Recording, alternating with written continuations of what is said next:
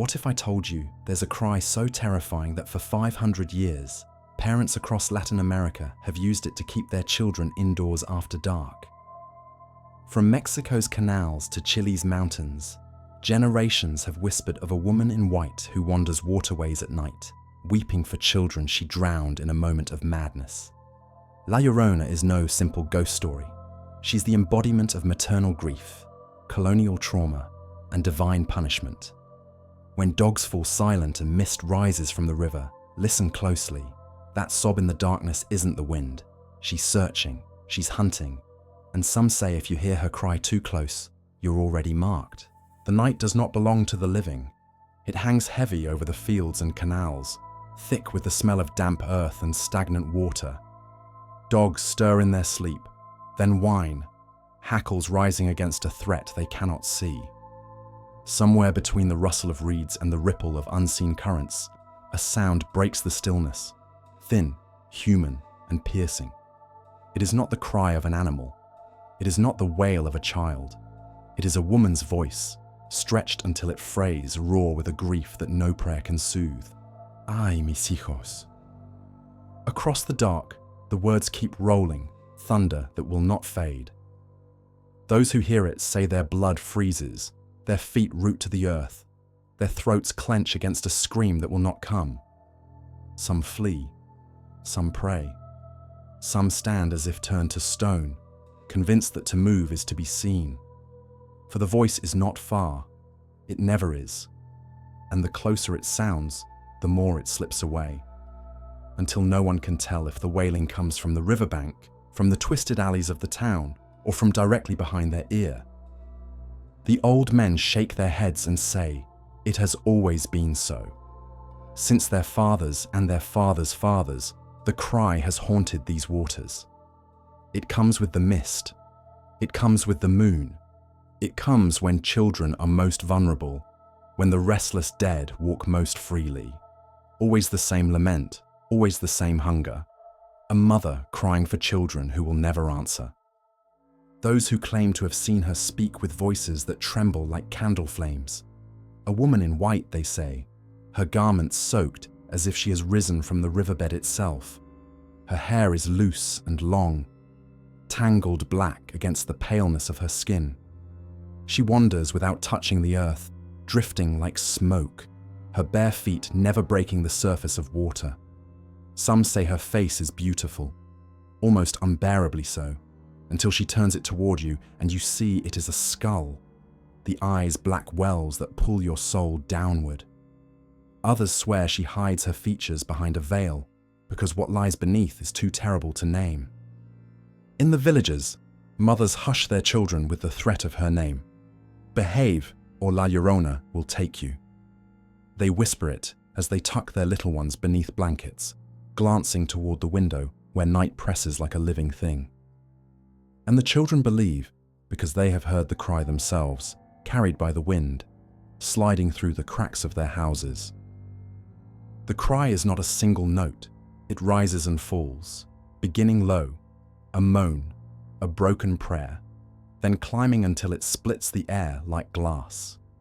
At its peak, it is neither human nor animal, but something in between, something born of water and grief and the grave. To hear it too close is to know despair. To hear it too far is worse, for it means she is near.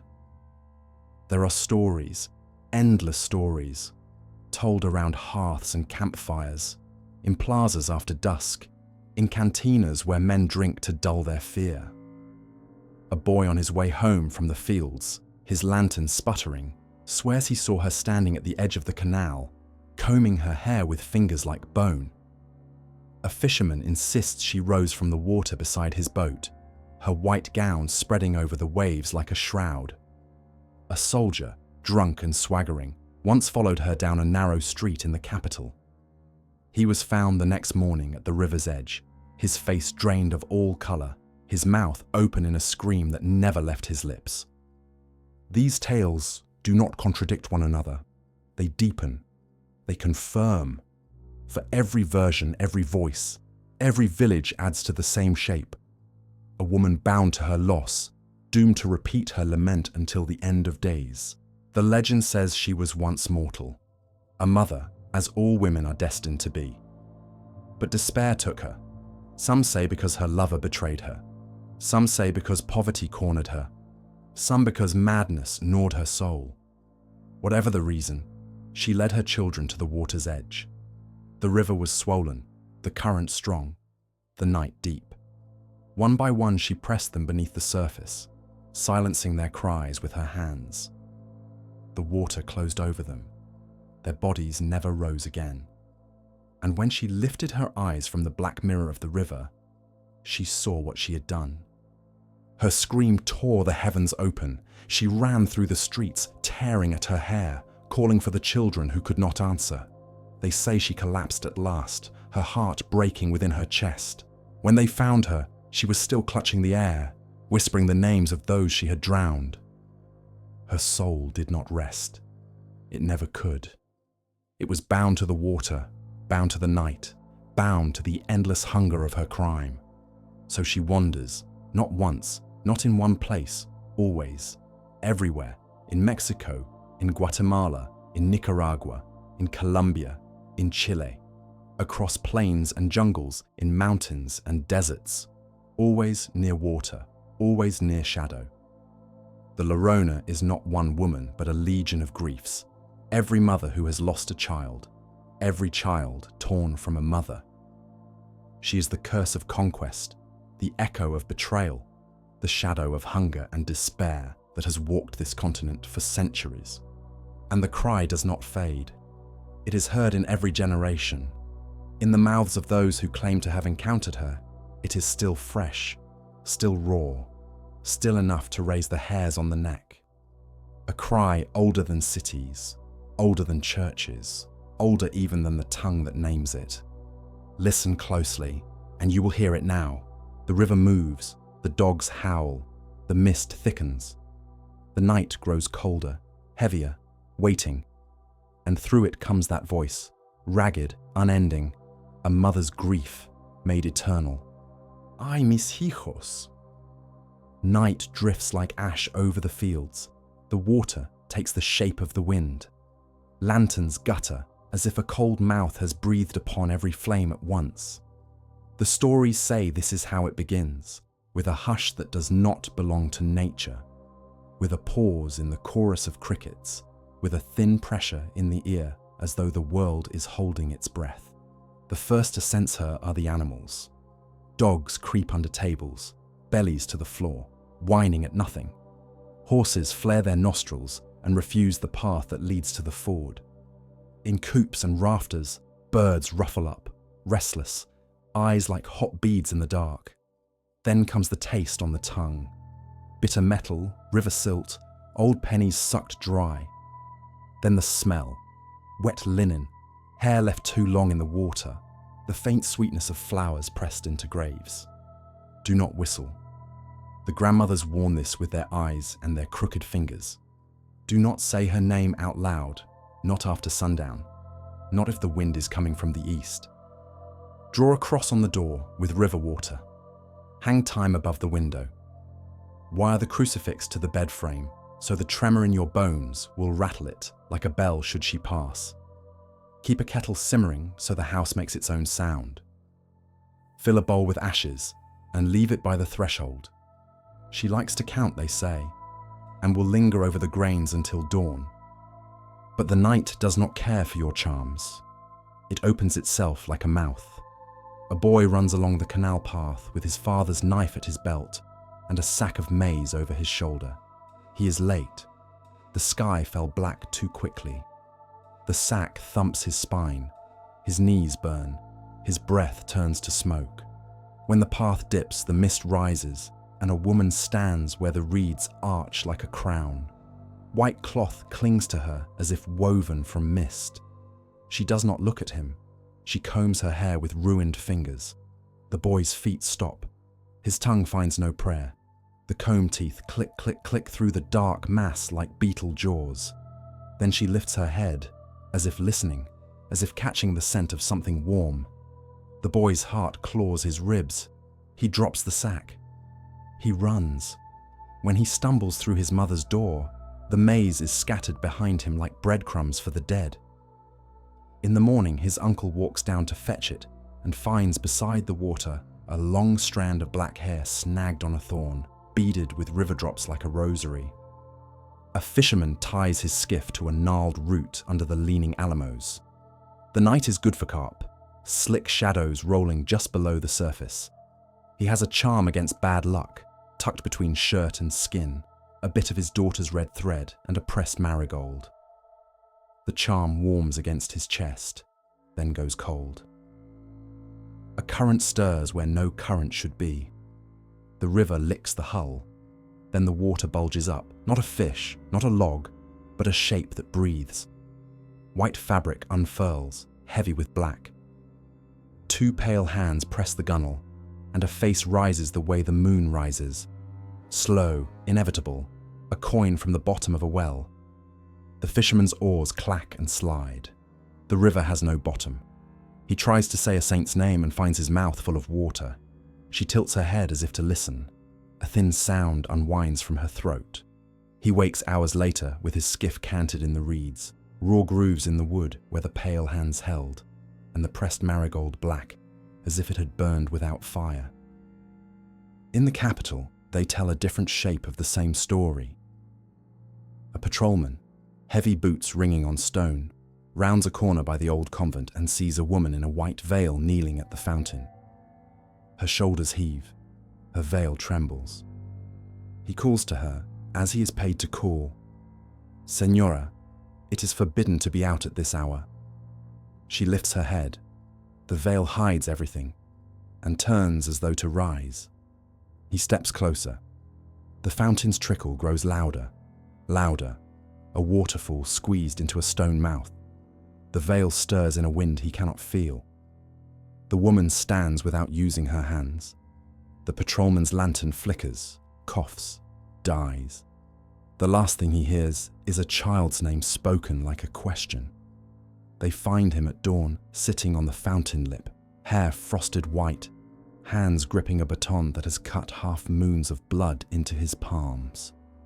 Not all who meet her die. Death is a blunt instrument. She prefers the finer one. A woman who cannot carry to term leaves a ribbon on the river gate. In the morning, the ribbon is wet and knotted into a loop as neat as a midwife's stitch, and after that, the woman sleeps easy for 3 months. A father who drinks and breaks the furniture hears the cry outside his window one night, just once, just a taste, and pours the bottle into the sink with his hands shaking. A child who does not mind his mother sees in the dust by the door the print of a bare foot, narrow as a blade. And after that, he goes nowhere near the canal. But there are debts in this world that cannot be paid with ribbons or remorse. A couple stops their wagon on the long road between towns because a woman is standing in the middle of it, arms hanging like a broken puppet's, head bowed so that her hair hides her face. The husband clucks his tongue and pulls the reins to go around. The horse refuses. The wife whispers, "Dios mío, no mires." The woman lifts her head. Her eyes are 2 wet pits. The wife makes the sign she knows and fastens her gaze on the horse's mane. The husband swears, lashes the air and stares full into that face. The horse bolts. The wagon lurches. Something invisible screams inside the wood. They do not overturn. They do not crash. They do not lose a wheel. But the husband's black hair goes white in a single breath, and when he tries to say his name, nothing comes. He is not dumb, the doctor says. His throat is whole. He simply has no names left. In some places there are bargains. A cross scratched on stone, a candle set where the water laps, a child's sock tied to a willow in thanks for a fever broken. The old ones say she is not a demon only, not a saint either, but the hinge between. When the river swells its banks and eats the lowest gardens, they leave out bowls of maize grits and a ladle of milk. The morning after, claw marks ring the bowls. Not animal, not human. And the water turns back as if called, as if the river has remembered its bed. Other mornings the offerings are scattered, and a hen is found with her neck twisted in a clean, practiced motion. The hens have chicks. The river keeps its own counsel. Children attempt dares. They hide in the cane near the ford and vow to stay until the first cry. They tuck candles under their shirts and drink the courage their cousin stole from an uncle's bottle. Midnight comes. Mist spins threads through the cane. The bravest laughs like a hinge needing oil. Then the cry flies up the river like an arrow, splits in two, and enters each one at a different angle. One boy pisses himself and cannot stop. Another opens his mouth and a sound like a goat comes out and will come out of him for weeks. The bravest does not move at all. At dawn they shake him and he stands and walks, but his body seems to be borrowing his bones. He moves as if his joints belong to someone else. For months afterward, when he drinks, water runs down his front though his mouth is shut. They say she has replaced his name with a tide. On the edge of town, a midwife keeps a bowl by her bed. Sometimes when she labors over a birth that will not turn, the bowl fills with water without being touched. Not much, enough to reflect the candle flame, enough to show a white shape passing behind her shoulder. Then the child slides free and howls, and for a heartbeat, the howling is answered by a longer cry from the alley, a force of sound that rattles the bead curtain and rustles the dried herbs like wind. The midwife sags against the wall and thanks the one who both steals and spares. She does not speak it aloud. You do not thank a storm. You survive it and keep your roof mended. Listen to the rules that are not rules, the ones people follow because breathing makes them. Do not stand on a bridge after midnight. Do not peer into the well if you are alone. Do not sing lullabies by open water in the dark. Do not pick up a white shawl if you find it lying in the street. Do not answer if the night calls you by the name only your mother used. In certain cities, there is a place where the cry echoes double. Once in the air, once in the stone underfoot.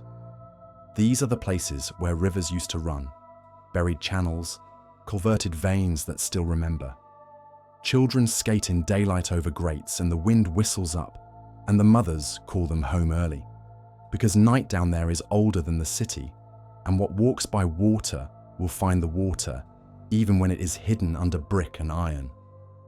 The cry has a memory for roots men have forgotten. It follows damp like a dog follows a scent. And then there is that other thing. Old women speak of it and cross themselves as if the motion could erase the words. Sometimes she is not weeping. Sometimes the night is full and shining, and the river is calm as polished stone, and the voice that comes is soft, not the ripping wail, a lullaby, sweet as milk, sweet as rot. It hums under the door. It lies against your ear like a warm hand. It nests small syllables into your chest and rocks you as your mother rocked you. And that is the danger, more than the knife-bright cry, because you will rise and open the door, and you will go where the song leads, and your feet will not pause at the line where the earth turns to water. The current will not roar, it will only accept. In the morning the reeds will bow, as if in prayer. She has walked since memory began. But memory is only one shore of a wider river. Beyond it lies the other bank, where gods once moved through reed and fog, where voices in white and voices in bone traded omens and milked fear like a cow. The stories in the dark remember more than one woman. They remember a mother who was also a serpent, a lover who was also a gate, a whisper that came before the first church bell, before the first word for grief. The cry by the water is a door. Open it, and the night behind the night floods in. For now, the door stands ajar. The river breathes. The mist curls its white fingers into the fields and the alleys, and the old women watch the moon's rim and count their beads. The cry has crossed borders without a passport. It has learned new words and kept the old wound. In each place, it finds a name. In each name, it finds a mouth. In each mouth, it pours the same black water. Ay, mis hijos. And the sound goes out like a thrown stone, and the circles widen, and even the stones remember. Under the moon, the water breaks into 1,000 glittering fragments. Silver drifts from bank to bank, while the reeds tremble with an unseen sigh. Tenochtitlan is still a city of prophecy, its temples white against the dark, its causeways binding it to the mainland like veins. Yet even here, in the heart of empire, the night does not keep still. The watchmen on the causeway swear they hear a woman before they see her. A low voice at first, then higher, rising as though the lake itself were grieving. They clutch their spears tighter, not against invaders but against something older, something that comes without footsteps. And then she is there, drifting along the water, not walking, not rowing, not bound by the earth. Her garments are white, her hair unbound. She cries not for herself, but for the city. Ay, mis hijos, ¿dónde os llevaré para que escapéis de vuestro destino? The words echo against stone, against water, against school racks heavy with sacrifices. Mothers in their reed huts hear it and clutch infants tighter to their breasts. Priests hear it between the drumbeats of ritual and shudder. Even Moctezuma himself, it is said, woke in the night to the sound and trembled, knowing the cry was not for one household, but for an entire people. She is named in many tongues. Some call her Tsihuacoatl, woman serpent, the goddess who was mother and warrior, womb and grave. Others call her Chocatihuatl, the first of the women who died giving birth, crying forever for the child she could not raise. Others see her as Coatlicue, mother of gods and monsters alike, her skirt of serpents writhing as she walks. Whatever her face, the meaning is the same. Doom wrapped in the shape of a mother's grief, and she is not alone. In the painted codices and the whispered prayers of the old women, there are others like her. The Chihuateteo, spirits of women who died in childbirth, their souls caught between this world and the next. They descend at crossroads, their cries piercing the night, snatching children from doorways, their skeletal faces twisted in rage. Their hair streams behind them, their nails are long and sharp, and yet they are not demons only. They are honored as fallen warriors, for childbirth is a battle, and death in that battle is sacrifice. On certain nights, when the calendar opened its gates, the people barred their children indoors. Fires burned bright in the patios, for the Cihuateteo wandered then, their shadows long, their laments spilling like smoke into the alleys. They sought boys most of all, dragging them away, leaving them trembling or broken. Mothers smeared obsidian dust on thresholds to confuse them. Priests chalked glyphs on crossroads to send them astray. But still their cries rattled the air. The Nahua tell that before the Spaniards came, there were omens. The lake boiled, fire consumed the temples, comets crossed the sky. And among these signs, always, was the woman in white, weeping for children who were not yet lost. The people heard her and knew that fate was already stalking them. She did not wail for nothing. Her voice carried the weight of an empire that would soon be broken. Beyond the Valley of Mexico, in other lands, other names rose. The Purepecha spoke of Awicanime, the hungry one, goddess of famine, of women who die in childbirth. She wanders thirsty, needy, begging offerings. Her name whispered with dread, for hunger spares no household.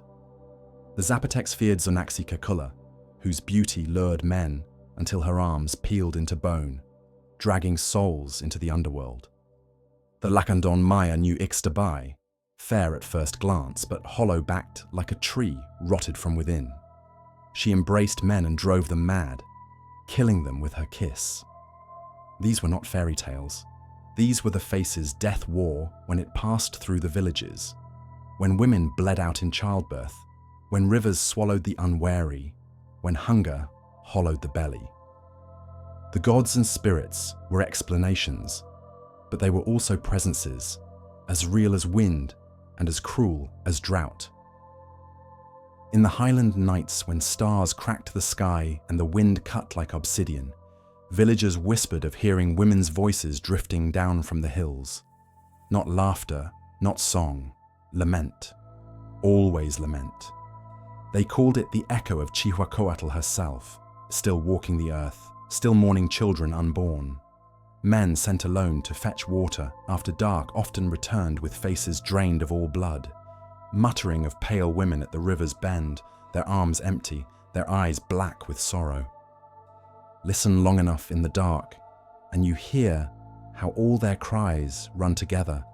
The goddess who weeps for her lost son, the spirit who hunts at the crossroads, the mother who died with her child, still inside her, the lover whose beauty hides bone, the hunger that gnaws like teeth. All these voices braided into one lament. When the Spaniards arrived, they did not silence these cries. They only gave them new ears, new words. They heard the woman on the lake and called her ghost, called her demon, called her warning. But long before a cross was planted, the cry already haunted the rivers. Long before baptism, long before confession, the night was alive with weeping. The people did not forget. Even now, in the canals of Xochimilco, in the jungles of Chiapas, in the mountains of Oaxaca, you can hear her if you listen, a woman's voice, keening, carrying the weight of centuries. She is older than conquest, older than empire, older even than the words we use to name her. For grief does not die, it transforms. The serpent becomes a woman, the mother becomes a spectre, the cry becomes eternal, the omens multiply, fire bursts from the sky, temples collapse without cause, a mirror appears in the breastplate of a warrior, showing strangers with pale faces sailing from across the sea. But none of these terrors weighs heavier than the cry that wanders the night. For fire can be quenched, stones rebuilt, and strangers resisted. But what weapon do you lift against a mother's lament? The Mexica speak of Cihuacoatl, the woman serpent, who bore gods as easily as mortals. She was midwife, earth, and warrior, a figure with many faces, Cotlicu, with her skirt of serpents, Tonantzin, gentle mother of the people, Yaoquihuatl, the war woman, armed with flint blades. She carried creation in her belly, but destruction followed her steps. Even the bravest warriors fell silent when her name was spoken, for she was not a goddess far removed. She walked the same roads, drank from the same lakes, wept the same tears. In the painted codices, Cihuacoatl is shown with open mouth, wailing. Streams of blood or tears pour from her eyes. She does not simply lament her own children, but the children of an entire nation. The priests whisper that her grief is prophecy, that she sees the fate awaiting the Mexica. Children slaughtered, cities burned, temples broken. Her cry is not a single death, but the mourning of a world that knows it will end. When the Cihuateteo descend, the people hide. These spirits, once mothers who died in childbirth, bear the honor of warriors, but also the venom of loss. Their faces are painted white, mouths blackened, hands sharpened like talons. On nights sacred to them, they pour down at the crossroads, shrieking, looking for children to seize. To hear them is to feel your marrow tremble. To see them is to know misfortune. The villagers leave offerings, tamales, breads shaped like skulls, small dolls of corn dough, to appease them. Yet offerings do not still the wind that carries their cries. They haunt the very places where roads meet, for the crossroads is a gate, and gates are where the living and the dead brush shoulders. Travelers hurry past, muttering prayers, eyes downcast. A single glance may mark you for illness, for misfortune, for the hand of death itself. And yet the Cihuateteo are not cursed alone.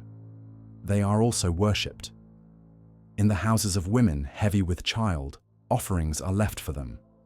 Midwives invoke their power to ease labor, to help the living cross the perilous threshold where so many mothers fall.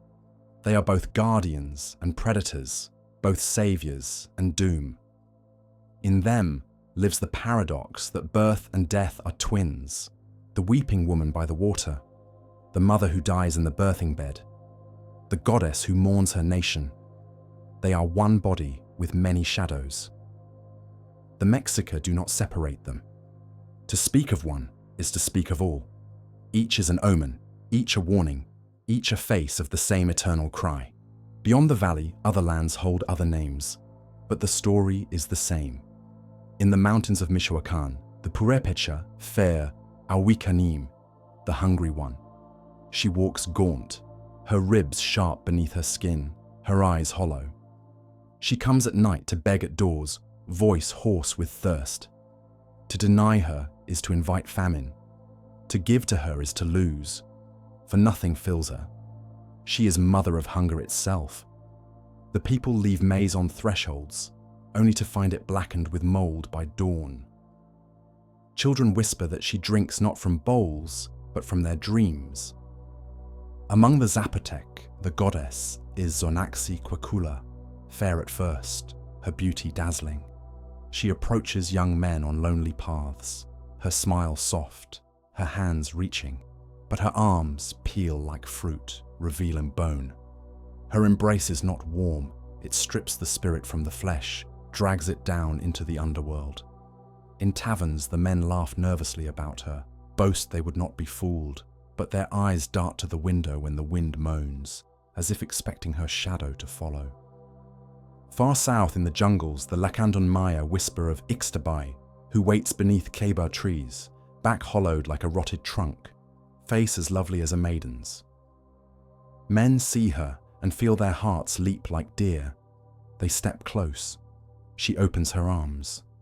What they hold is not a woman, but emptiness, a void that consumes sanity. By dawn, the men wander, eyes blank, lips foaming, their bodies nothing but husks. All these spirits share one hunger. They move through the night not as strangers but as kin, each with a mouth full of grief, each with hands stretched toward the living. They are the mothers who cannot let go, the lovers who punish, the goddesses who demand remembrance through fear. In the calendars of the Mexica, there are nights when none dare leave their homes, nights when the wind is said to carry voices of women crying in unison, a chorus that stretches from mountain to lake to crossroads. Children bury their faces in blankets, men press their ears shut. Women rock their babies with double the strength. Still the cries seep through, long, low, rising into piercing shrieks, falling again into sobs. It is said that on one such night, a farmer found himself caught outside. The cries pressed in on him from all sides. He ran to the nearest shrine, collapsed before the idol of Cihuacoatl, and begged for mercy. At once, the voices fell silent. Only one remained, whispering behind him. He turned, and a woman in white stood there, eyes shining wet, hair flowing like a river. She lifted a hand, almost tender, and touched his cheek. Her fingers burned like ice. He woke at dawn, with his beard white, his breath weak, and his crops withered to dust. The elders say this: the gods are not merciful, only patient. They do not forget debts, only postpone them. When a woman dies in childbirth, when a mother buries her child, when a city crumbles beneath a foreign hand, the debt is written, and the one who comes to collect wears white. The cry before conquest is not different from the cry after. It is the same voice, only clothed in new stories. Even before the Spaniards stepped ashore, the people knew the night belonged to lamentation. The woman serpent walked the waters. The Chihuateteo stalked the crossroads. The hungry goddess begged at doors. The hollow-backed spirit smiled in the jungle. All were masks, and behind each mask was the same sound. The mother who mourns, the cry that warns, the lament that never ends. And so, when the first priests of the cross wrote down the tale of the weeping woman, they were not inventing. They were only renaming what had always been here. The cry of La Llorona is ancient, older than conquest, older than language. It is the voice of gods turned ghosts, of women turned omens, of grief turned eternal. A new skin covers the city's old bones. Temples have yielded to convents, drums to bells, while Spanish prayers drift across air that remembers the smoke of Copal. The canals lie beneath stone streets, but at night the earth leaks water, and the moon finds the vanished rivers as though following wounds. They say the curfew bell saves lives. At the 11th hour, its iron tongue swings through the dark, a slow, patient warning. Doors bar, windows shutter, candles are snuffed with wetted fingers. Only the patrol remains, boots on stone, a lantern's caged flame, a rosary thumbing its own beads in the pocket of a man who pretends not to be afraid. It is on such a night that she steps from the edge of the world into the street. White first, always white. Not the chalky white of a nun's wimple, but a wandering, weightless white, a hem that drinks the mist. A veil hangs over her hair like smoke. She is not a shadow. Shadows belong to bodies. She belongs to water. She moves without sound, as if the stone remembers the lake and will not betray her. At the corner by the Plaza Maya, where the ground still hums with what was buried, a sentry raises his lantern. Señora! His voice is brave because his lantern is bright. Home. Now. She does not answer. Her head inclines as if she cannot pass the word home. He sets his boots, lets the light climb. The veil blushes gold. Beneath it, perhaps cheek, perhaps bone. He reaches out, Señora. And the lantern goes out as if pinched by an unseen finger. The dark surges up.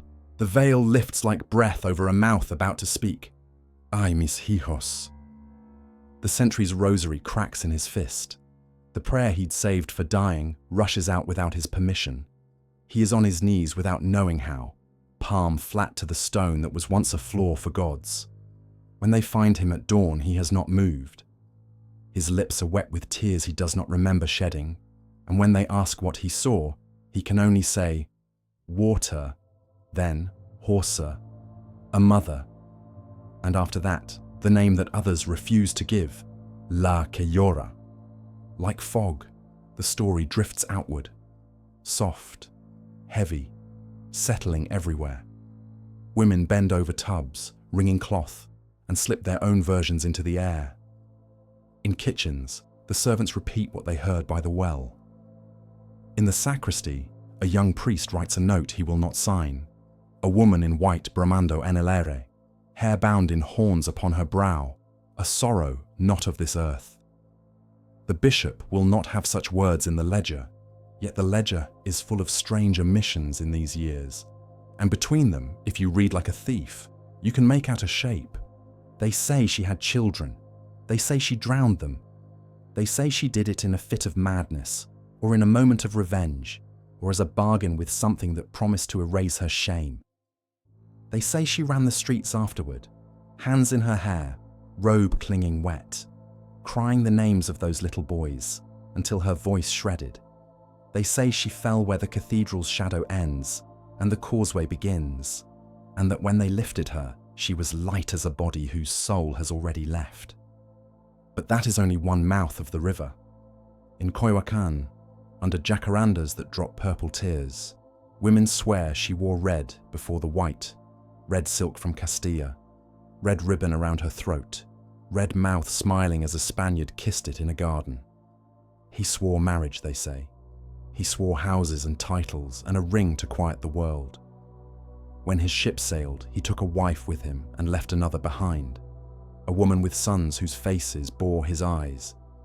In the night, she went to the canal and counted 1, 2, 3, pushing each face under as softly as a mother washes hair. Afterward, she came home with riverweed in her fists and lay on her reed mat, dry-eyed until the dawn broke her.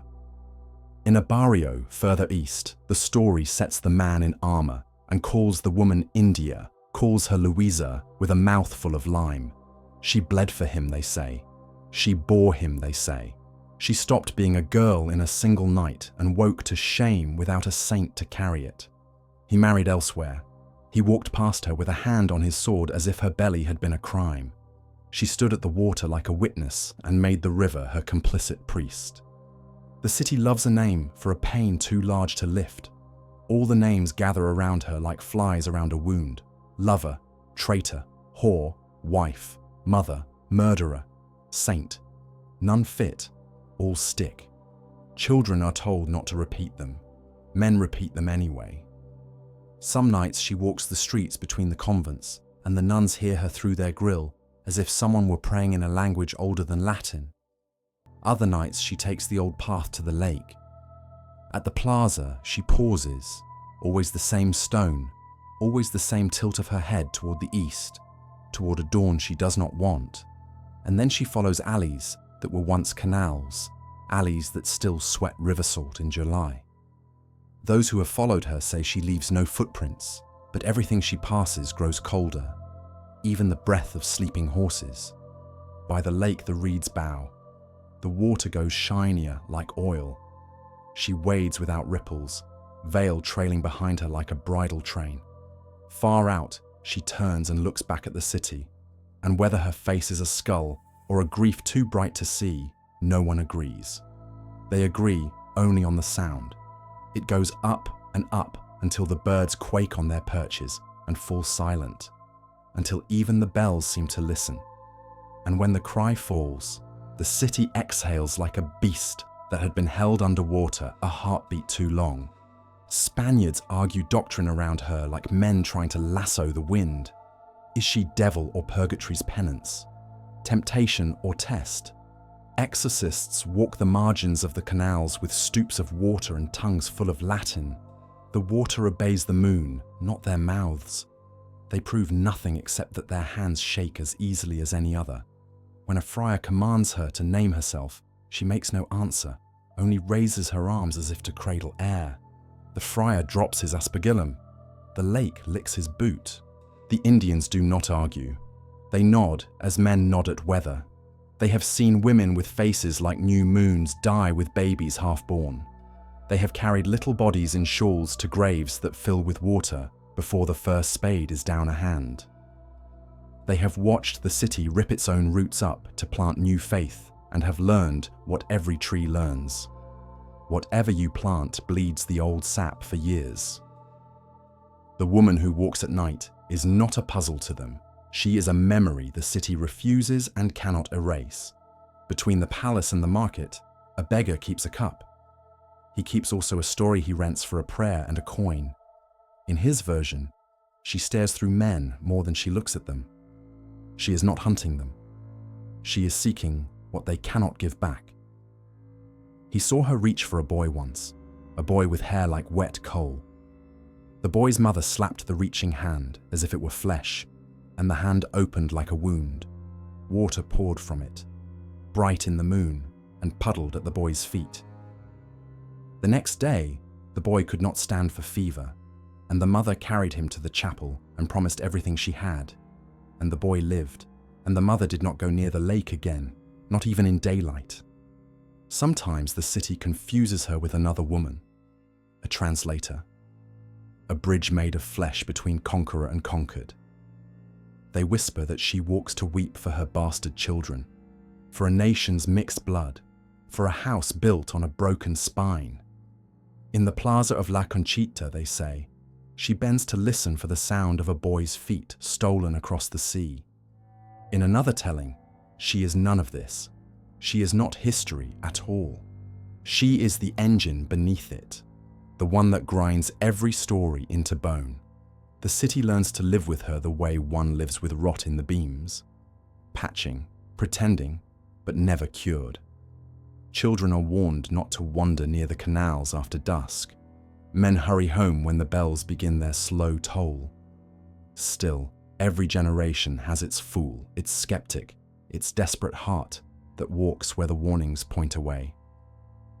Her name drifts through the archives, altered by the hand that sets it down.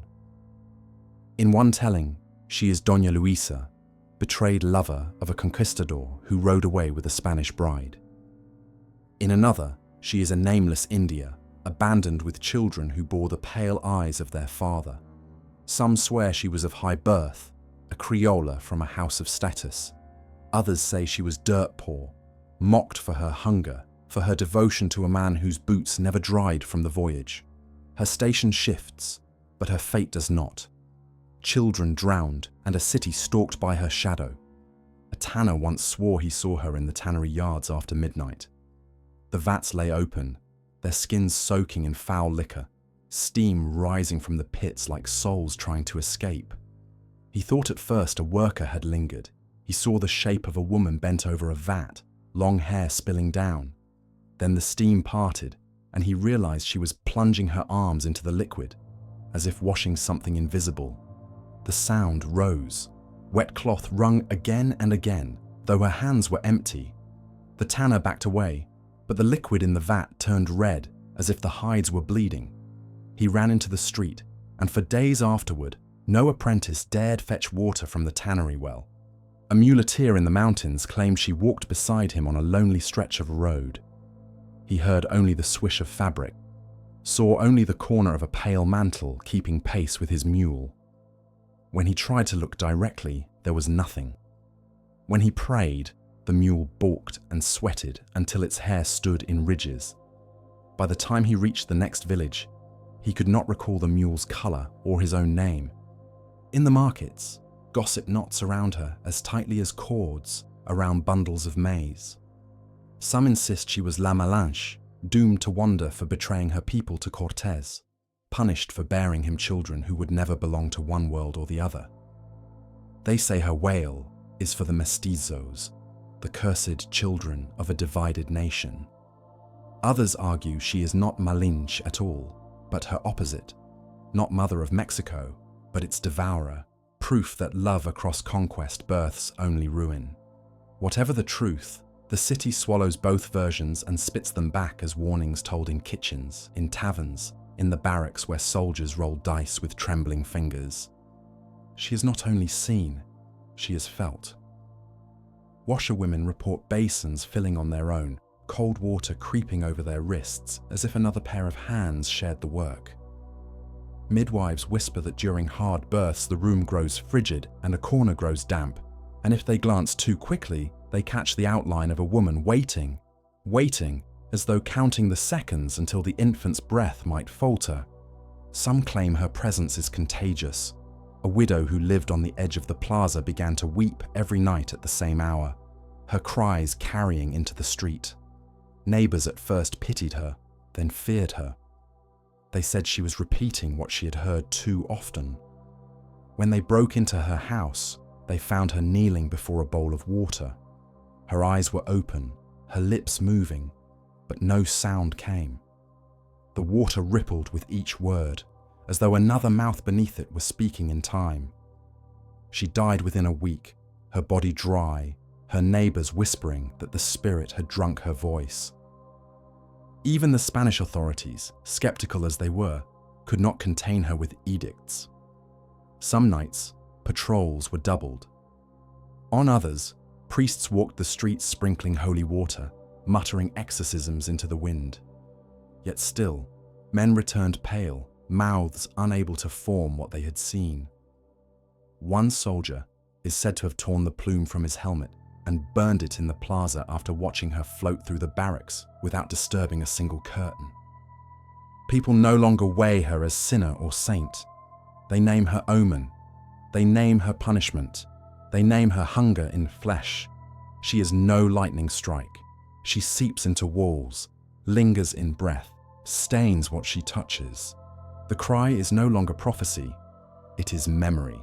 It carries the weight of children already lost, of faith already betrayed, of love already shattered.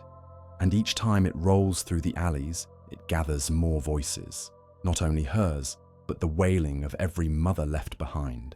every child lowered into shallow ground, every widow staring into an empty courtyard. The city becomes a choir, unwilling but bound. And yet in every retelling, she returns to water. The canal where her children sank, the fountain where she kneels, the lake where her white veil drifts like foam. In the end, she always turns toward the river, as though it were the only confessor that would take her. The people follow the sound to its banks and see nothing but ripples, until they lean too close and the water shows them a face not their own, pale and wet, hair streaming out like black reeds. By colonial dawn, she is not rumor anymore. She is habit. She is stitched into the daily rhythm of fear, as much a part of the night as the tolling bells. And when men speak of her, they do not argue about her reality. They argue only about what she wants. The most dreadful answer is also the simplest. She wants what she will never have again. Children, home, rest, a grave deep enough to drown her voice. What she seeks the city cannot give. So she walks. In the walking lies her prayer, her curse, her vengeance. The stones remember her steps, light as absence. The canals remember her breath, cold as mist. The lake remembers her face, turning always back to the same unanswered plea. And the city, tired of trembling, learns silence. It lets her cry pass through without reply, as one allows a storm to rage overhead, knowing it cannot be reasoned with, only endured. But silence does not banish her. Silence feeds her. For grief grows louder when no one dares answer. Her voice does not stay caged in the Valley of Mexico. Once released into night air, it drifts outward, over mountains and plains, seeping into villages that never saw Tenochtitlan's towers. In Guatemala, they whisper her name as Maria, a woman of pale skin and noble house who betrayed her husband's honor. She drowned her infant Juan de la Cruz in the river, and ever since she prowls the streets, her lament twisting through alleys. Men know not to trust their ears there, for when her sobs seem far, they may be close at hand, and when they feel as though she wails at your shoulder, she might in fact be miles away. That cruel inversion leaves wanderers frozen with terror, unsure whether to flee or pray. Southward, the island of Ometepe carries its own stain of grief. Twin volcanoes brood over Lake Nicaragua, and on its dark shore a woman once walked with her child in her arms, abandoned by the Spaniard who had seduced her. She lost him to the waters, some say by choice, others by accident, but the outcome is unchanged. The boy vanished beneath the black surface, and the mother rushed after him, never to return. Fishermen to this day find damp footprints on the sand where no mortal feet passed, and children are kept indoors when the fog rolls in, for their mothers fear she confuses them with the son she still searches for. Beyond the Caribbean coast, the plains of Venezuela lie open as a wound. A young girl once loved a soldier whose promises proved lighter than straw. Left with a crying infant, she broke beneath the sound and crushed the child's life in her own hands. She fled into the llanos, and in those grasslands, her voice still spreads, louder than storms. Horsemen cross themselves and spur their beasts when they hear her scream sweep over the horizon, for it travels with the speed of thunder and the certainty of death. Children left alone in hammocks vanish, and drunken men who stagger home too late are sometimes found face down in the grass, their mouths full of dirt and their hearts stopped in terror. In Colombia, her form twists into grotesque shapes, a body taller than any mortal's, clothed in a white shroud, sometimes rocking a bundle in her arms that bleeds light instead of breath. At times, the cloth conceals a baby's skull, its sockets glowing with embers. Others describe her face as a dripping mask of bone, or her body with sagging breasts slung over her shoulders, or her feet hardened into hooves that strike sparks on the stones. Whether skeletal, monstrous, or deceptively beautiful, she is always a mother undone by her own crime. And when her voice keens down a valley, even the bravest shut their doors tight. In Pasto, they call her Tarumama, in Antioquia Maria Pardo. But each name is only a vessel for the same nightmare. Farther south, among the Mapuche of Chile, she walks as the Pucolen, gaunt and black-robed, her lament heavier than church bells. She is seen only by those already chosen for death. When she appears, dogs howl, and the ill grows suddenly worse, for her shadow marks the road between life and grave. Some say she guides the dead gently towards their resting place, weeping for them as no one else will. Others believe she prevents the unsatisfied spirit from rising in anger, crying enough tears for both the living and the departed. Her role shifts with each mouth that retells her story, but always her presence means one thing: a household soon to be broken. The Andes echo her differently still. She roams the huacas, ruined shrines and burial grounds torn open by conquest. When treasure seekers desecrate the stones, campesinos say a woman's lament floats out of the cracks. Anyone who hears it among the ruins is marked. Within days, death will touch their family. In this place, she cries not for drowned children, but for ancestors stripped of peace. Her tears fall into dust instead of rivers, but the sound is the same, a grief no earth can cover. By the Rio de la Plata in Uruguay, water carries her memory once again. The lake at Parque Rivera in Montevideo is bright and harmless by day, but once the sun drops, its surface glimmers with unease. Some say a storm once overturned a boat, drowning a mother and her child. Others tell of lovers murdered by thieves and thrown into the depths. On still nights when not a leaf stirs, passers-by hear sobbing rising from the water. A few swear they felt a wet hand grip their shoulders as they walked by, only to find themselves alone, the ripples widening out behind them as if something had just gone under. Even in Costa Rica, her voice found a home. One legend tells of a Huetar princess who defied her father's command by loving a Spaniard. The child she bore was cast from a waterfall by the furious king, and the curse he pronounced condemned her to wander the riverbanks until the end of time. Another version describes a poor girl, rejected by family and neighbors, who drowned her newborn out of shame. Some say madness overtook her, and the crime was an accident, that she lost the child while bathing him in the current. However the tale is told, the result is the same. A woman cursed to walk eternally, hair filthy, eyes hollow, her figure sometimes sprouting wings like a vulture or claws like a bird of prey. In Panama, she wears a fowler mask still, merging with the Tulevieja, a spirit with tangled hair and the feet of an owl. Her stench is swamp and decay, and her shriek rattles rafters. She limps through villages at night, dragging away infants from their hammocks, leaving only feathers behind. What was once guilt has hardened into monstrosity, and yet even in this distorted shape, her lament is recognizably maternal, the wail of a woman who cannot escape the memory of the child she cast aside. Her shadow crosses the sea to Puerto Rico, where the bridge of Las Calabasas holds her vigil. Drivers traveling after midnight glimpse a pale woman asking for a ride. Those who ignore her soon find their tires bursting or their brakes failing, only for her to reappear on the roadside ahead. Others who stop to help discover her sitting silently in the back seat, dripping river water that soaks into the upholstery.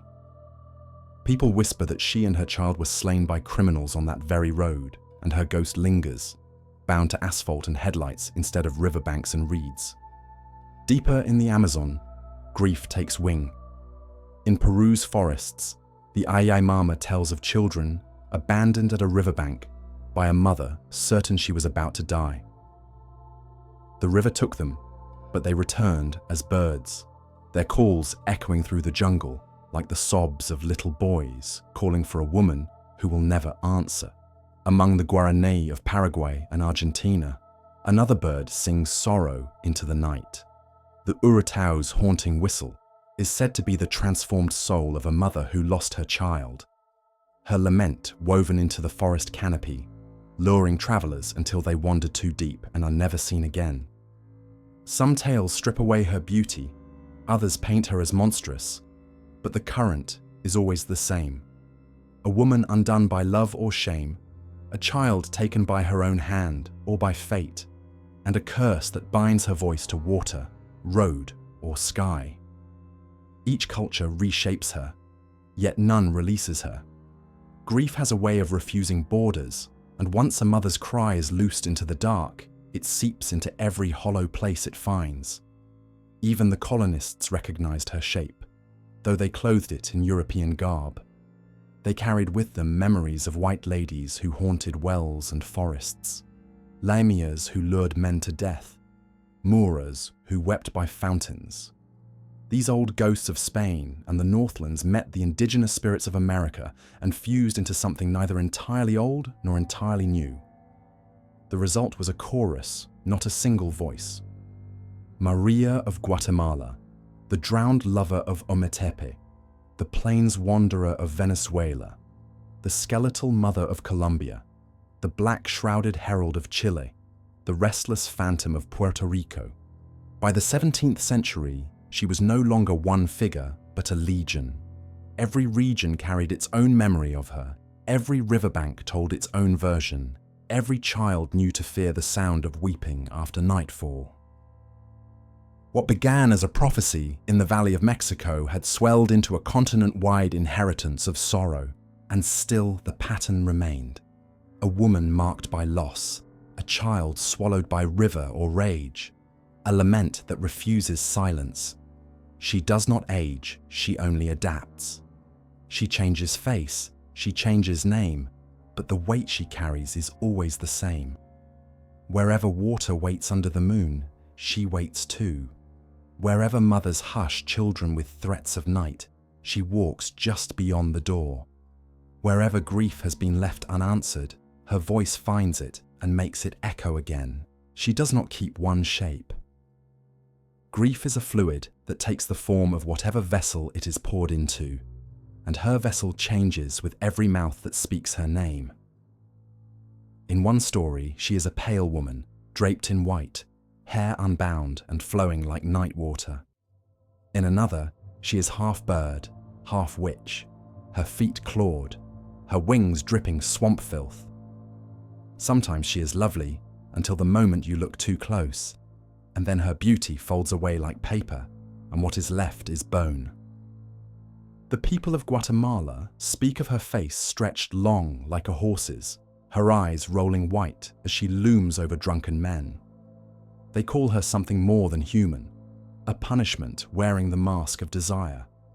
Men who boast too loudly of their virility go quiet when they hear this version repeated in taverns, for even laughter cannot drown the sound of hooves pacing outside the door at night. Costa Rica and Panama dream darker still.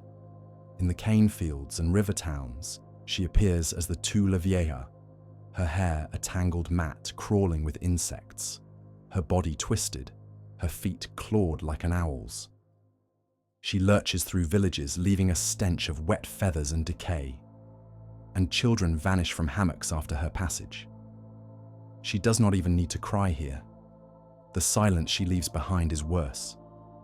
Families wake to find only feathers pressed into the blankets where babies once lay, proof of her touch. Colombia paints her monstrous in other ways. Farmers in Antioquia whisper of a woman taller than two men, her gown trailing behind her like a funeral shroud, her face a skull dripping black tears. She rocks a bundle against her chest, crooning softly, but the blanket holds no child, only bones, or worse, a head whose eyes still burn with blame. In Pasto, her body is swollen and grotesque, breasts flung over her shoulders, hooves instead of feet, her voice a shrill whistle that turns blood to ice. To hear it is to know a sickness is coming, and to see her outright is to risk death before morning. Even her hands are not always hands. In some tellings, they are claws sharp enough to pierce wood. In others, they are too long, bony fingers that twitch and comb endlessly through her hair. A man who stumbled upon her at a river claimed she raised her hands in greeting, and water spilled from her palms as though her very body were hollowed and filled with current.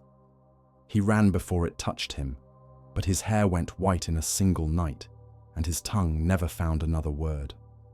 In the llanos of Venezuela, her face hides behind her hair, but when it parts, her mouth gapes wide, teeth sharp enough to split bone. Riders tell of men who thought to embrace her, lured by her figure in the moonlight, only to find themselves crushed in jaws that split them open from shoulder to hip. Her cry there is less a lament than a warning shriek, high and wild, heard even above thunder. Horses bolt at the sound, and their riders never look back.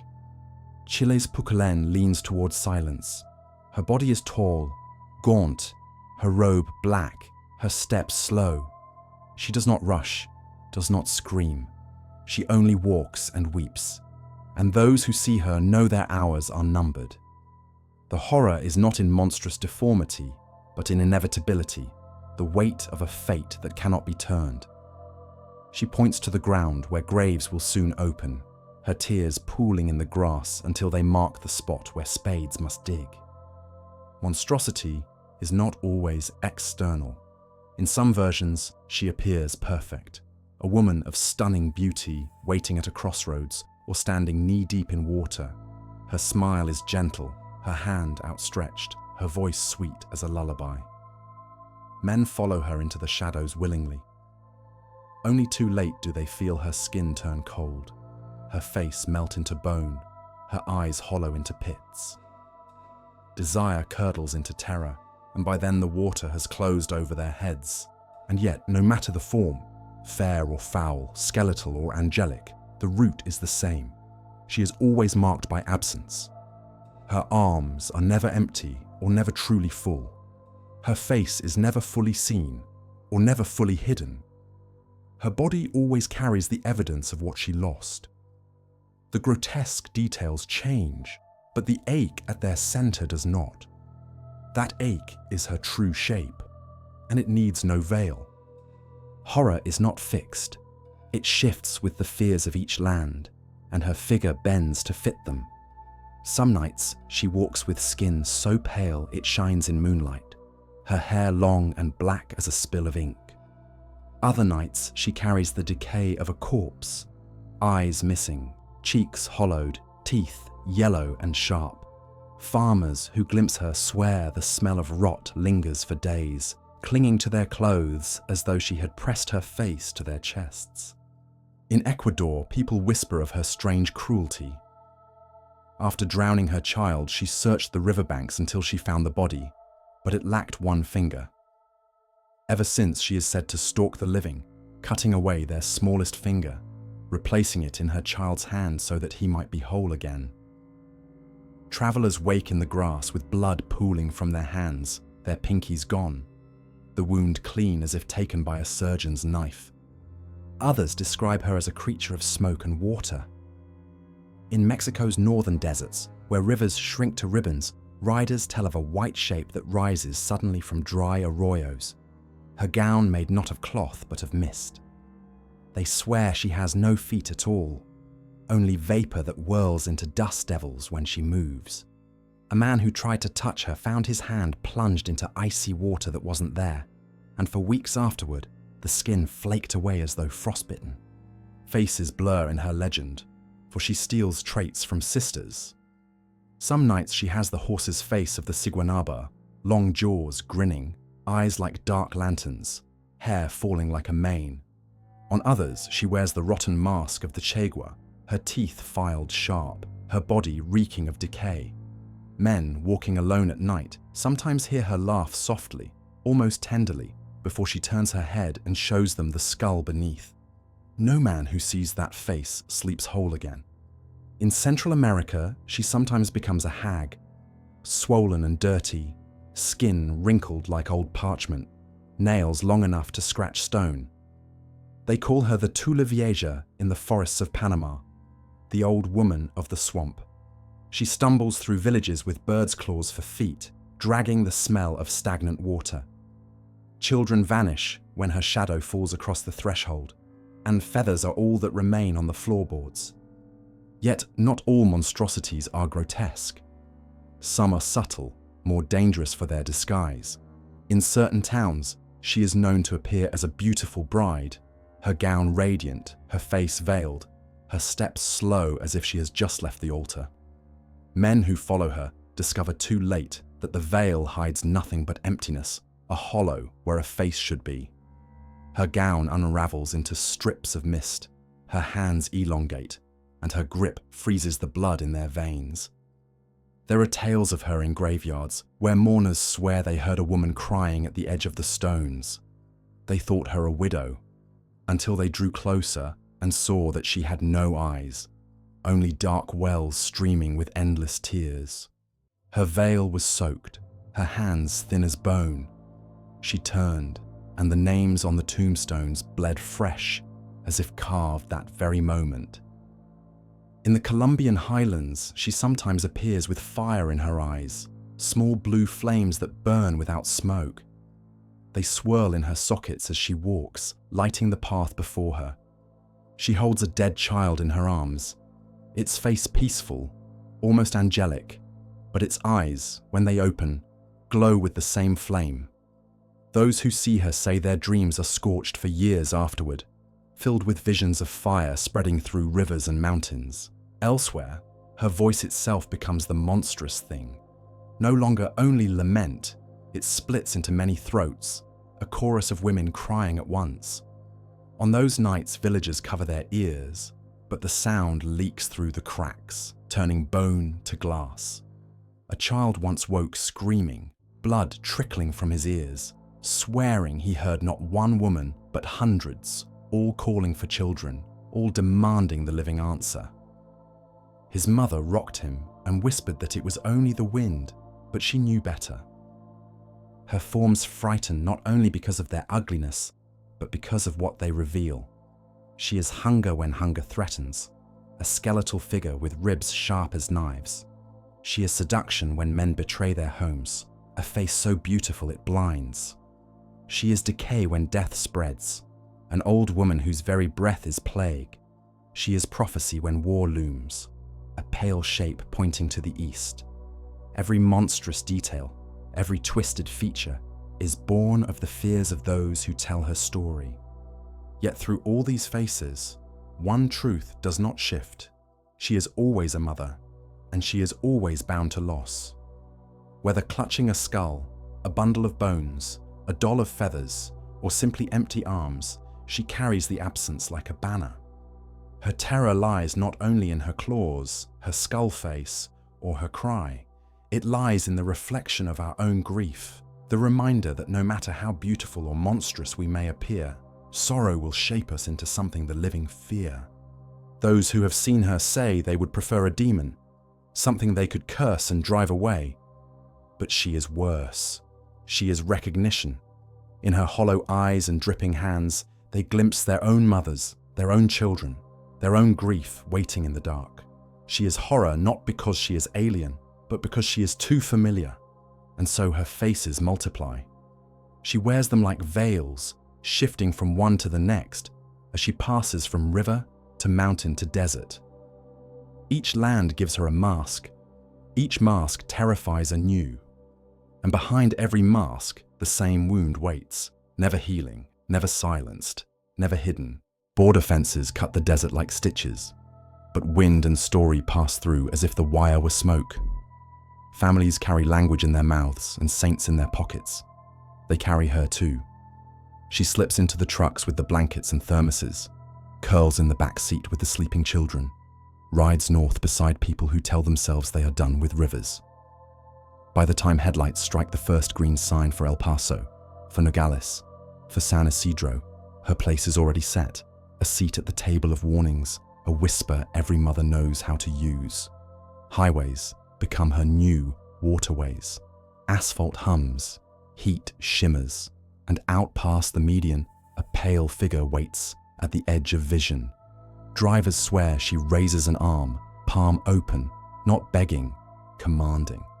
They think they've imagined it until the radio goes to static and the temperature gauge drops as if winter has gripped the engine. At the next gas station, someone always mentions a woman who walks the shoulder after midnight, face veiled by hair. dress lifting in a wind no one else feels. They say she's looking for a ride to a neighborhood that no longer exists, a tract buried under freeways and flood-controlled channels, a house paved over and forgotten. Sometimes a driver pulls over, can't help it. The back door opens, no weight presses the seat. A smell of damp linen fills the car, the kind you get from a load left too long in the washer. By the time the driver glances in the mirror, the rear glass has fogged from breath that isn't there. Cities offer new rivers, concrete canals, culverts, channels scarred with graffiti and drought.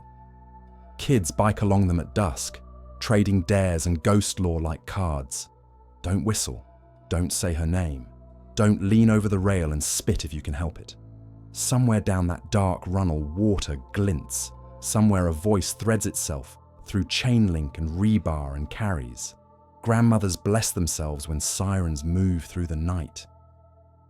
They remember too many children swept away in sudden rain. Too many drownings the papers call accidents. It is easier to believe a woman warns or lures than to accept that water has its own appetite. So the stories grow.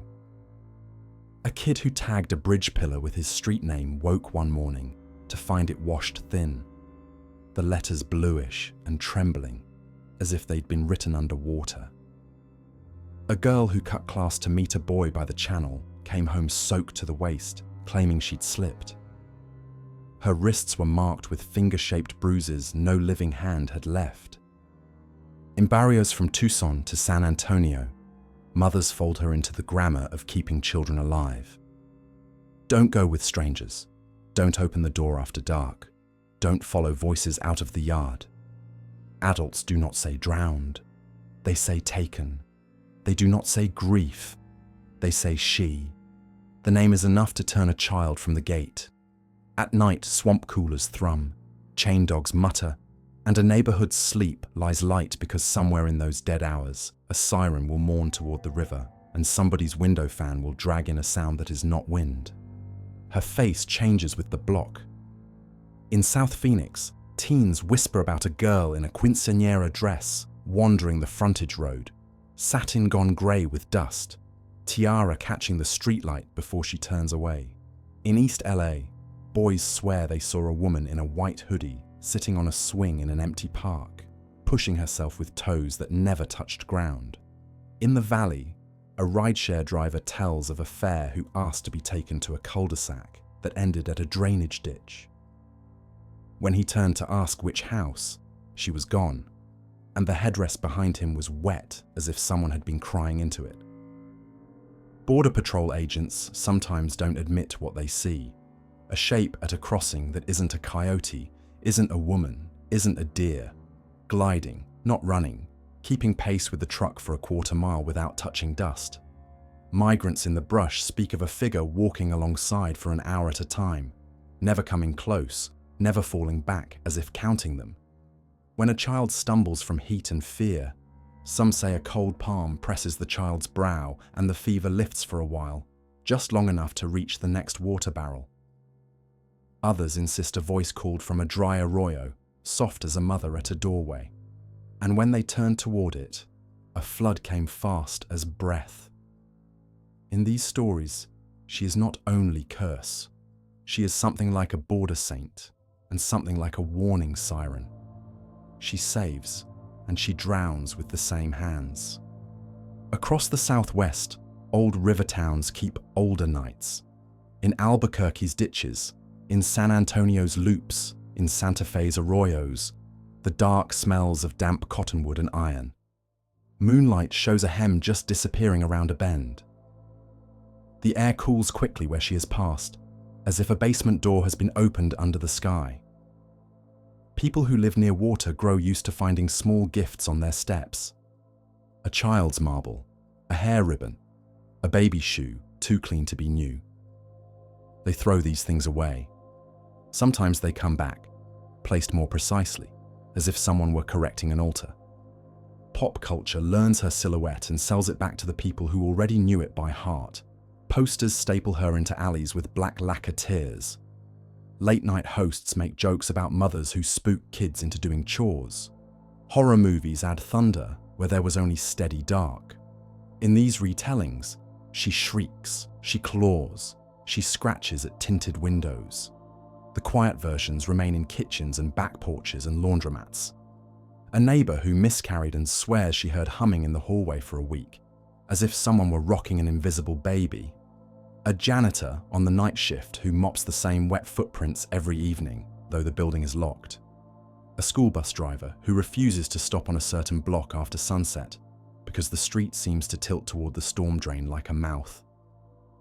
Chicano poets take her back from the posters and sit her down where she belongs, in houses where the television plays telenovelas too loud and cousins sleep on couches in August heat, in churches where candles tremble though the doors are closed, on bridges where lovers carve initials in the rail and leave offerings of cheap flowers and promises. She becomes more than a warning, a map of exile, a voice for all the children carried away by rivers, by systems, by histories that do not apologize. Community centers hang murals where she cradles not bones, but brown-skinned toddlers.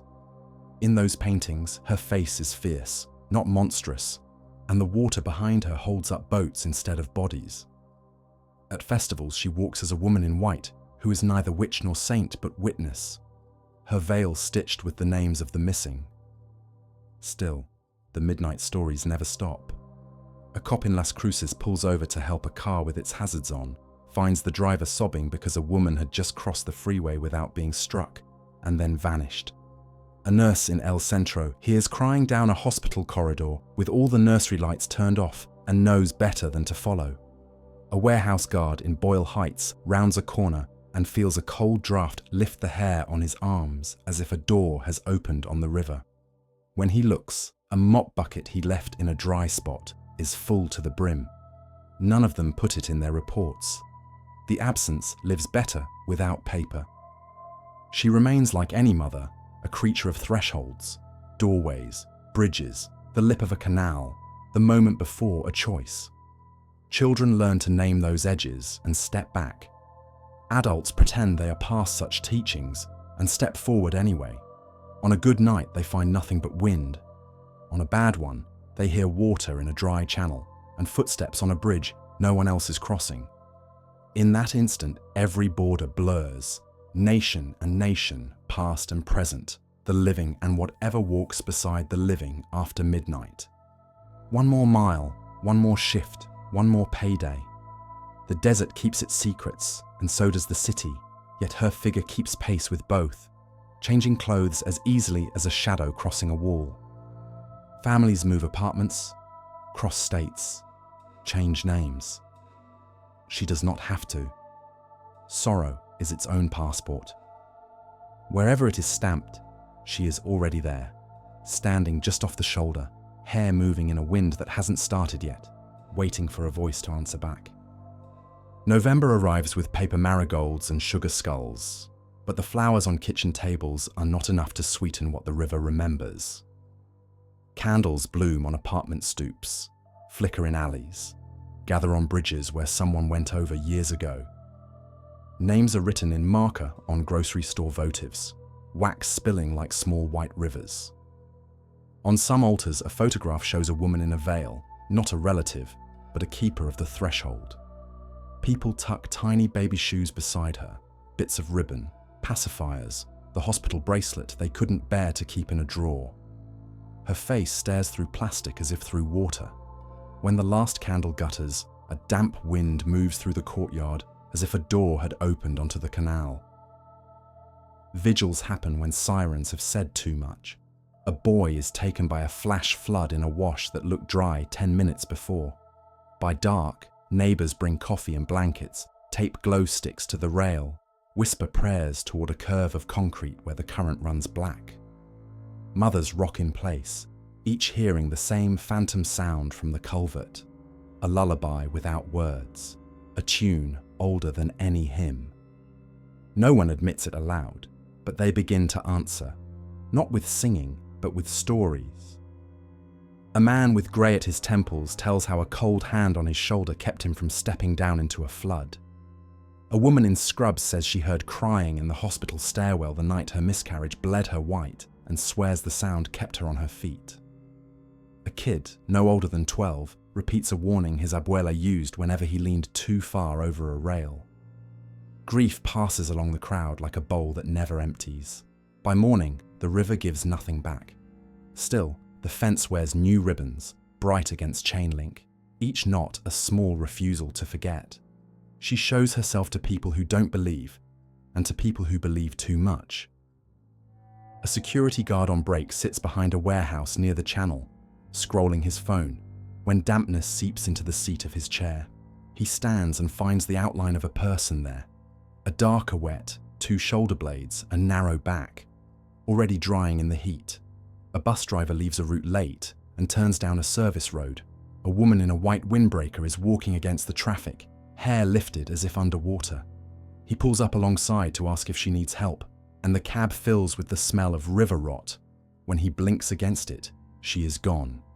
A grandmother hears wailing through an evaporative cooler and opens the cabinet under the sink to turn the water line, finds the space full of droplets like beads on a rosary, standing on the plastic walls without sliding down. Radio keeps her alive between songs and commercials. After midnight in Phoenix, in El Paso, in Bakersfield, call-in shows collect witnesses like pennies in a jar. Sleepy-voiced hosts murmur cuéntanos, mijo, and the lines crackle. A trucker swears he saw a woman cross I-10 without casting a shadow under the sodium lights. A teen whispers that she went looking for a cry behind the school, and something touched her hair with fingers colder than ice. Someone's uncle tells a story so old it feels like a prayer. A canal, a white dress, a sound that bends the spine, and a choice either to run or be named by it. The host plays a song with strings like sobbing and goes to ads. Everyone who heard takes her back to bed in their ears. Artists keep her mouth open and her hands busy. A mural on a cinderblock wall paints her not devouring but defending. She stands thigh-deep in water, arms out, holding back a black surge from a row of houses stenciled with little windows and satellite dishes. In another, her veil is a stitched banner of names. Children lost to systems, to rivers, to night, to headlines. The cloth is long as a street and carried by women who refuse to let it drag. At a plaza performance, a dancer in white glides barefoot over asphalt, while a bandoneon cries like weather. She bends over a crib made of rebar and pulls out not bones, but a tangle of border maps sliced into lace. The audience keeps very still. When the music stops, no one claps at once. It is not applause that her story asks for. It is breath. Saints do their work in private houses. A curandera keeps a bowl by the door. River stones at the bottom, tap water over them, a sprig of rue, and dips her fingers before blessing the foreheads of mothers who arrive without appointments. Some come to stop the nightmares. Some come because they cannot stand the sound of water in the sink. She never names the spirit, naming welcomes, and her work is to keep the threshold narrow. Still, on certain nights the surface of the bowl trembles, though no one has touched it, and a thin line of wet glides across the tile toward the crib her daughter once slept in, as if something has remembered the route. Not every meeting ends in fear. A father walking with his toddler along a retention basin steps off the path to chase a dropped toy. A shadow passes like a cloud. The toy tumbles into the water, and the child steps forward without thinking. The father swears he felt a cold palm on his chest before he saw what his feet were doing. He stops. The toy bumps the bank and waits like a small boat. Later, he tells himself it was a gust, a misfiring nerve. He does not tell his wife about the wet handprint that bloomed on his shirt where nothing had touched him.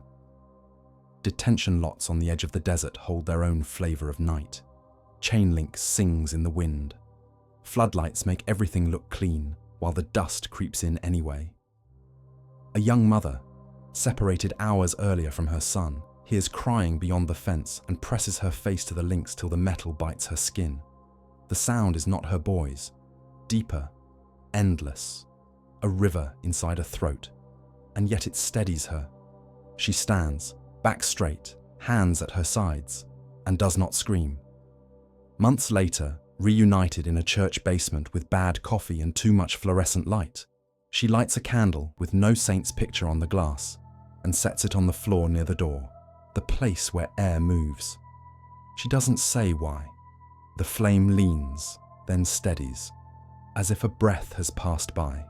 Storms teach the same lesson the old people already knew. Monsoon comes, washes come, phones buzz. Sirens lower their voices to a steady pleading. People who used to laugh at warnings stay home and count their kids twice. Those who can't stay home drive slowly through water that looks shallow and find it lifting them anyway.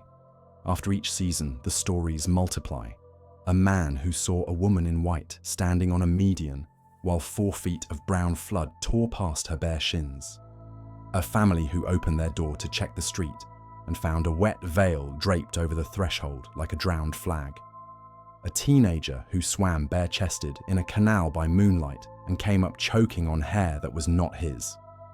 By now, her outline is as ordinary as a billboard. She stands on bridges in the half hour before sunup, her dress taking the color of the sky. She lingers behind chain link where the channel makes a blind corner. She sits in the back pew of a church where the priest speaks of mercy and drought, and the congregation hears only the hollow between those two words. Children grow up and tell themselves they no longer believe. Then one night, they pass a culvert and catch a whiff of wet linen, feel the temperature drop along the bone, and an old rule rises from the body's cellar. Do not look down too long. Do not answer if the dark calls you by the name only your mother used. No law contains her, and no map keeps her out. She does not ask for altars or murals or songs, though she accepts them. What she wants is smaller and refuses grammar. She wants a child not to lean too far, a driver to lift his foot, a door to stay latched, a voice to be answered before it has to turn into a wail. She wants a world that does not make mothers into monsters to be remembered at all. Failing that, and we are always failing that, she keeps walking beside the living, wet hem fraying on asphalt, patient, tireless, relentless as the sound of water in a city that thinks it has buried all its rivers. Night pours from century to century without losing a drop. She moves inside it unchanged, and everything she touches remembers. Reach backward, and you brush the cool wrist of a goddess. Reach forward, and your fingers graze a hospital corridor at 3 a.m. A woman, humming to no one. Between those touches, a continent breathes, teaching itself to pronounce grief as if it were prayer. People like endings. They hunt the first cause with a lantern. The lover who betrayed, the father who cursed, the girl who stumbled, the flood that took. Causes are stones at the water's edge. Step past them, and the current deepens, braiding older things. Mothers who died in labor, infants who slipped from arms, streets poured over buried canals, soldiers riding away without turning heads. She gathers those losses, knits them into a single figure, and goes walking. Not a lesson, not a sermon. Those are comforts built afterward and painted the color of wisdom. She arrives as witness. Someone must stand in places where the world refuses to listen. The lip of a culvert, the midnight door left on its latch, a bridge rail polished by children's hands. Someone must hear the noises that do not make reports. The dull gulp of a body in dark water, the rasp of a name thinning as it is shouted into wind. She keeps that watch because no one else will. Say her name, and it accuses as much as it summons. Names carry questions we do not like to be asked. Who poured foundations on a floodplain? Who looked away? Who turned a mother into a threat and called it love? Who decided sorrow is women's work and therefore endless? White is the color the living paint over guilt. Before that she wore reeds and clay, and before that, only night. Yet witness can mercy. In quiet hours when sprinklers hiss and buses groan home, small mercies occur without anyone tallying them. Hinges catch, latches hold. A child wakes uneasy and cries just long enough to be lifted from a dream of stairs and water. Call it chance if you prefer. Call it the body remembering danger. She has more than one hand, some of them keep us from the edge. Walk a river road before dawn, and you will notice signs that are not frightening. A white thread snagged on a cattail, a puddle that lingers though the heat was merciless, 2 faint tracks in the grass where something passed without bending stalks. Stand very still, and the air cools by a degree, like the mouth of a cellar. The city's noise pulls back, and small sounds remain. Drips, ticked fences, the hush of fabric over concrete. Whether you believe or not changes nothing. Her patrol is older than your die. Children grow and swear they are done with stories. Still, they hesitate on bridges. Lovers leave ribbons on rails they pretend not to see. Clergy lock their churches and leave one candle by the font, a flame meant for nobody in particular. Gasoline fumes, copal, the yeast of morning bread. Her night holds all of it. She does not take sides. She has walked with gods and with ghosts and found both poor company. Water is the authority she obeys.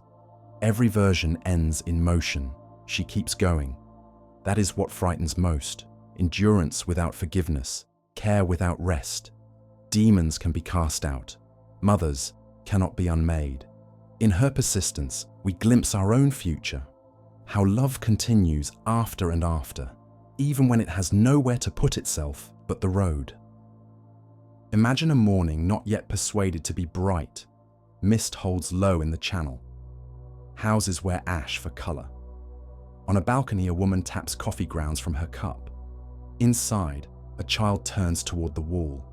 Down by the culvert, a figure pauses, bare feet, wet hem, hair laying a dark track down her back. Neither relic nor novelty, neither saint nor maldition. She is simply what the river remembers when humans forget. She faces the east. The sky has the colour of bones under skin. Light lifts off the water in thin, hard lines. For a breath, the channel becomes a lake again. The streets are causeways. The distant apartments reed huts. A mother still a girl. A goddess, a woman with serpent hair bending to listen. The breath passes. A shopping cart clacks against concrete like beads on a shaken rosary. Somewhere a siren starts and thinks better of it. In that instant, you might believe day will erase her. Day has errands, school bells, deliveries, promises of normal hours. Yet day is only the bridge's bright face. Underneath, the shadow keeps the structure honest.